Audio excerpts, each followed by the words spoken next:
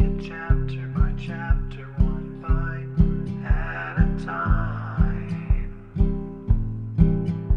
So many adventures and mountains we can climb. Take it word for word, line by line, one bite at a time.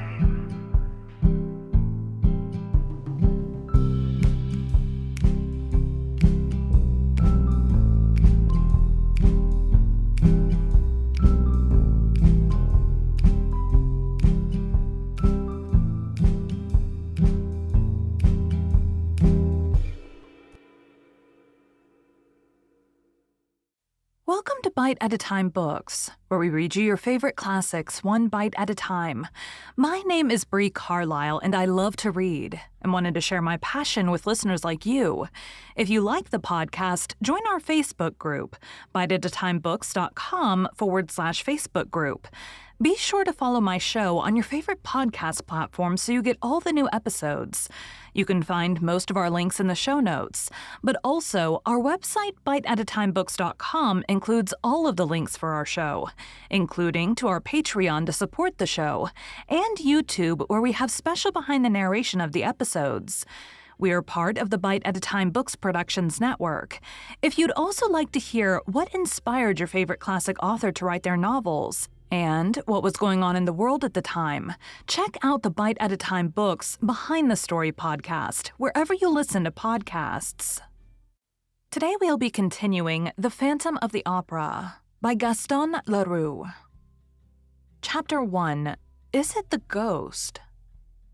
It was the evening on which Messieurs Debienne and Poligny, the managers of the opera, were given a last gala performance to mark their retirement.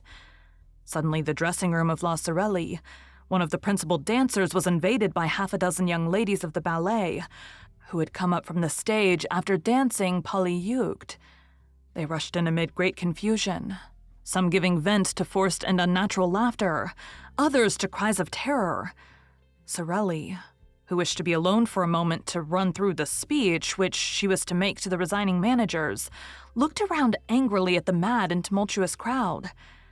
It was little James, the girl with the tip-tilted nose, the forget-me-not eyes, the red-rose cheeks, and the lily-white neck and shoulders, who gave the explanation in a trembling voice.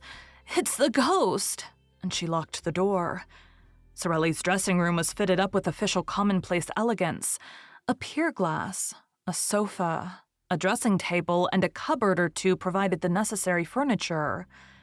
On the walls hung a few engravings, relics of the mother who had known the glories of the old opera in the Rue Les Pelletiers, portraits of Vestris, Gardel, Dupont, Bigottini. But the room seemed a palace to the brats of the Corps des Ballets, who were lodged in common dressing rooms where they spent their time singing, quarreling, smacking the dressers and hairdressers, and buying one another glasses of cases, beer, or even rum, until the call-boy's bell rang. Sorelli was very superstitious. She shuddered when she heard little James speak of the ghost, called her a silly little fool. And then, as she was the first to believe in ghosts in general, and the opera ghost in particular, at once asked for details. "Have you seen him?" "As plainly as I see you now," said little James, whose legs were giving way beneath her, and she dropped with a moan into a chair. Thereupon little Giry, the girl with eyes black as sloes, hair black as ink, a swarthy complexion, and a poor little skin stretched over poor little bones. Little Giry added, "If that's the ghost, he's very ugly."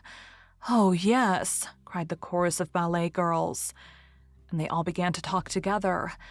The ghost had appeared to them in the shape of a gentleman in dress clothes, who had suddenly stood before them in the passage without their knowing where he came from. He seemed to have come straight through the wall. "Pooh," said one of them, who had more or less kept her head. "You see the ghost everywhere." And it was true. For several months there had been nothing discussed at the opera but this ghost in dress clothes, who stalked about the building from top to bottom like a shadow, who spoke to nobody, to whom nobody dared speak, and who vanished as soon as he was seen, no one knowing how or where. As became a real ghost, he made no noise in walking. People began by laughing and making fun of this specter dressed like a man of fashion or an undertaker. But the ghost legend soon swelled to enormous proportions among the corps de ballet. All the girls pretended to have met this supernatural being more or less often, and those who laughed the loudest were not the most at ease. When he did not show himself, he betrayed his presence or his passing by accident, comic or serious, for which the general superstition held him responsible. Had anyone met with a fall, or suffered a practical joke at the hands of one of the other girls, or lost a powder puff, it was at once the fault of the ghost, of the opera ghost. After all, who had seen him? You meet so many men in dress clothes at the opera who are not ghosts, but this dress suit had a peculiarity of its own. It covered a skeleton. At least, so the ballet girls said, and of course it had a death's head. Was all this serious? The truth is that the idea of the skeleton came from the description of the ghost given by Joseph Buquet, the chief scene shifter who had really seen the ghost. He had run up against the ghost on the little staircase by the footlights, which led to the cellars. He had seen him for a second, for the ghost had fled, and anyone who cared to listen to him, he said. He is extraordinarily thin, and his dress coat hangs on a skeleton frame. His eyes are so deep that you can hardly see the fixed pupils. You just see two big black holes as in a dead man's skull. His skin, which is stretched across his bones like a drumhead, is not white, but a nasty yellow. His nose is so little worth talking about that you can't see its side face, and the absence of that nose is a horrible thing to look at. All the hair he has is 3 or 4 long dark locks on his forehead and behind his ears. This chief scene shifter was a serious, sober, steady man, very slow at imagining things. His words were received with interest and amazement. And soon there were other people to say that they too had met a man in dress clothes with a death's head on its shoulders. Sensible men who had wind of the story began by saying that Joseph Buquet had been the victim of a joke, played by one of his assistants.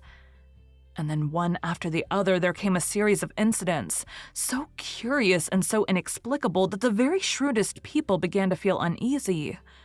For instance, a fireman is a brave fellow. He fears nothing, least of all fire. While the fireman in question, who had gone to make a round of inspection in the cellars, and who it seems had ventured a little further than usual, suddenly reappeared on the stage, pale, scared, trembling, with his eyes starting out of his head, and practically fainted in the arms of the proud mother of little Jamis. And why? Because he had seen coming toward him, at the level of his head but without a body attached to it, a head of fire. And as I said, a fireman is not afraid of fire. The fireman's name was Pampin. The corps de ballet was flung into consternation. At first sight, this fiery head in no way corresponded with Joseph Buquet's description of the ghost. But the young ladies soon persuaded themselves that the ghost had several heads, which he changed about as he pleased. And of course, they at once imagined that they were in the greatest danger. Once a fireman did not hesitate to faint. Leaders and front row and back row girls alike had plenty of excuses for the fright that made them quicken their pace when passing some dark corridor, or ill-lighted corridor. Sorelli herself, on the day after the adventure of the fireman, placed a horseshoe on the table in front of the stage doorkeeper's box. With everyone who entered the opera otherwise than as a spectator must touch before setting foot on the first tread of the staircase. This horseshoe was not invented by me, any more than any other part of this story, alas, and may still be seen on the table in the passage outside the stage doorkeeper's box, when you enter the opera through the court known as the Cour de l'Administration. To return to the evening in question, "It's the ghost!" little Jamis had cried. An agonizing silence now reigned in the dressing room. Nothing was heard but the hard breathing of the girls. At last, Jamis, flinging herself upon the furthest corner of the wall, with every mark of real terror on her face, whispered, "Listen!" Everybody seemed to hear a rustling outside the door. There was no sound of footsteps. It was like light silk sliding over the panel. Then it stopped. Sorelli tried to show more pluck than the others. She went up to the door and in a quavering voice asked, "Who's there?" But nobody answered. Then, feeling all eyes upon her, watching her last movement, she made an effort to show courage and said very loudly, "Is there anyone behind the door?" "Oh, yes, yes, of course there is," cried that little dry plum of Meg Geary, heroically holding Sorelli back by her gauze skirt. "Whatever you do, don't open the door. Oh, Lord, don't open the door." But Sorelli, armed with a dagger that never left her, turned the key and drew back the door, while the ballet girls retreated to the inner dressing room and Meg Geary sighed, "Mother! Mother!" Sorelli looked into the passage bravely. It was empty. A gas flame in its glass prison cast a red and suspicious light into the surrounding darkness, without succeeding in dispelling it. And the dancer slammed the door again with a deep sigh. "No," she said, "there's no one there." "Still, we saw him," Jamis declared, returning with timid little steps to her place beside Sorelli. "He must be somewhere prowling about. I shan't go back to dress. We had better all go down to the foyer together, at once, for the speech, and we will come up again together." And the child reverently touched the little coral finger ring which she wore as a charm against bad luck, while Sorelli, stealthily with the tip of her pink right thumbnail, made a St. Andrew's cross on the wooden ring, which adorned the fourth finger of her left hand. She said to the little ballet girls, "Come, children, pull yourselves together. I dare say no one has ever seen the ghost." Yes, we saw him. We saw him just now," cried the girls.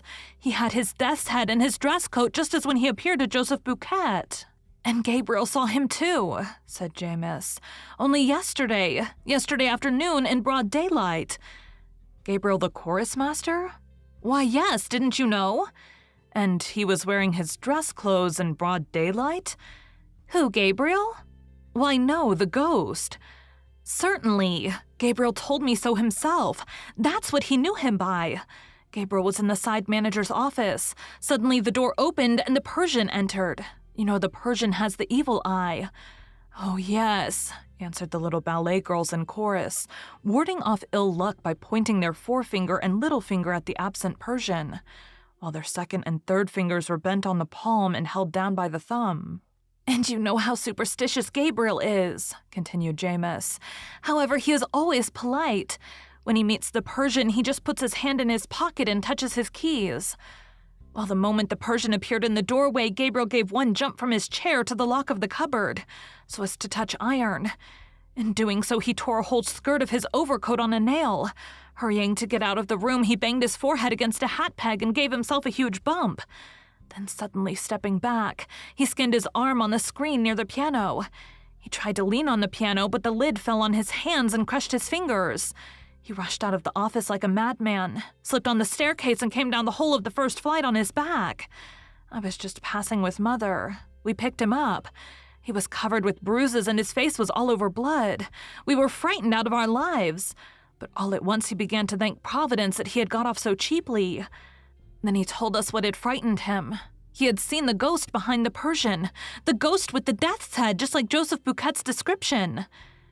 Jamis had told her story ever so quickly, as though the ghost were at her heels, and was quite out of breath at the finish. A silence followed, while Sorelli polished her nails in great excitement. It was broken by little Geary, who said, "Joseph Bouquet would do better to hold his tongue." "Why should he hold his tongue?" asked somebody. "That's Mother's opinion," replied Meg, lowering her voice and looking all about her as though fearing lest other ears than those present might overhear. "And why is it your mother's opinion?" "Hush! Mother says the ghost doesn't like being talked about." "And why does your mother say so?" Because nothing."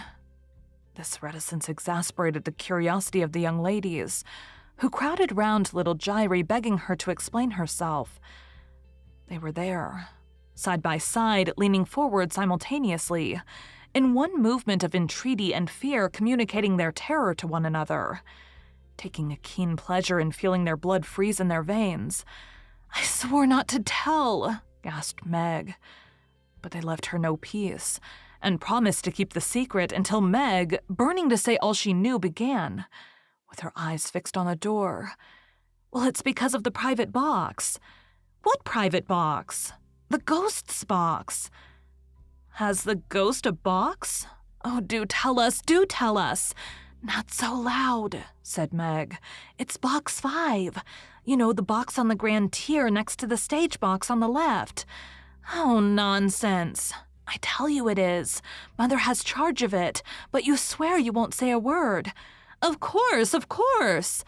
Well, that's the ghost's box. No one has had it for over a month except the ghost, and orders have been given at the box office that it must never be sold. And does the ghost really come there? Yes. Then somebody does come. Why, no, the ghost comes, but there's nobody there. The little ballet girls exchanged glances. If the ghost came to the box, he must be seen, because he wore a dress coat and a death's head. This was what they tried to make Meg understand, but she replied, "That's just it. The ghost is not seen, and he has no dress coat and no head. All that talk about his death's head and his head of fire is nonsense. There's nothing in it. You only hear him when he is in the box. Mother's never seen him, but she has heard him. Mother knows because she gives him his program." Sorelli interfered. "Jairi, child, you're getting at us." Thereupon little Jairi began to cry. "I ought to have held my tongue, if Mother ever came to know. But I was quite right. Joseph Bouquet had no business to talk of things that don't concern him. It will bring him bad luck. Mother was saying so last night." There was a sound of hurried and heavy footsteps in the passage, and a breathless voice cried, "Cecile? Cecile, are you there?" "It's Mother's voice," said Jamis. "What's the matter?" She opened the door. A respectable lady, built on the lines of a Pomeranian grenadier, burst into the dressing room and dropped groaning into a vacant armchair. Her eyes rolled madly in her brick-dust-colored face. "How awful," she said. "How awful!" "What? What?" "Joseph Bouquet. What about him?" "Joseph Bouquet is dead." The room became filled with exclamations, with astonished outcries, with scared requests for explanations. "Yes, he was found hanging in the third-floor cellar." "It's the ghost," little Jairi blurted as though in spite of herself. But she at once corrected herself with her hands pressed to her mouth. No, I didn't say it! I didn't say it!" All around her, her panic-stricken companions repeated under their breaths, "Yes, it must be the ghost." Sorelli was very pale. "I shall never be able to recite my speech," she said. Maud Jamis gave her opinion. While she emptied a glass of liqueur that happened to be standing on a table, the ghost must have something to do with it. The truth is that no one ever knew how Joseph Bouquet met his death. The verdict at the inquest was natural suicide. In his memoirs of manager, Monsieur Moncharmin, one of the joint managers who succeeded Monsieurs Debignain and Poligny, describes the incident as follows. "A grievous accident spoiled the little party which Monsieurs Debignain and Poligny gave to celebrate their retirement. I was in the manager's office, when Mercier, the acting manager, suddenly came darting in. He seemed half mad and told me that the body of a scene shifter had been found hanging in the third cellar under the stage, between a farmhouse and a scene from the Roi de Lahore. I shouted, 'Come and cut him down.' By the time I had rushed down the staircase and the Jacob's ladder, the man was no longer hanging from his rope. So this is an event which Monsieur Moncharmin thinks natural. A man hangs at the end of a rope. They go to cut him down, and the rope has disappeared. Oh, Monsieur Moncharmin found a very simple explanation. Listen to him. It was just after the ballet, and leaders and dancing girls lost no time in taking their precautions against the evil eye. There you are. Picture the Corps de Ballet scuttling down the Jacob's ladder and dividing the suicide's rope among themselves, in less time than it takes to write. When, on the other hand, I think of the exact spot where the body was discovered, the third cellar underneath the stage. Imagine that somebody must have been interested in seeing that the rope disappeared after it had effected its purpose, and time will show if I'm wrong." The horrid news soon spread all over the opera, where Joseph Bouquet was very popular. The dressing rooms emptied, and the ballet girls, crowding around Sorelli like timid sheep around their shepherdess, made for the foyer through the ill-lit passages and staircases, trotting as fast as their little pink legs could carry them. Thank you for joining Bite at a Time Books today, while we read a bite of one of your favorite classics. Again, my name is Bree Carlisle, and I hope you come back tomorrow for the next bite of The Phantom of the Opera. Don't forget to join our Facebook group, biteatatimebooks.com/Facebook group, to hang out with other classic novel-loving friends. You can check out the show notes or our website, biteatatimebooks.com, for the rest of the links for our show.